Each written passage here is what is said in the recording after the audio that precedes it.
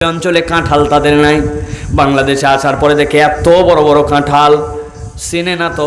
এক বাঙালিকে ডাক দিছে, বাঙালি ধারাও আসছে, इसका नाम क्या है? বলছে কাঁঠাল হায়।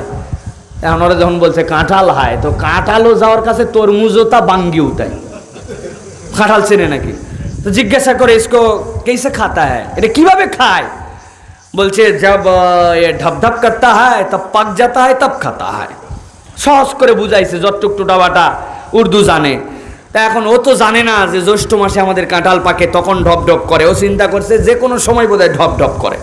এখন বাঙালিকে বলছে আবি দেখো এ ঢপ ঢপ করতে হয় কে নেই হয়। বাঙালি চিন্তা করে বলদের বলদ।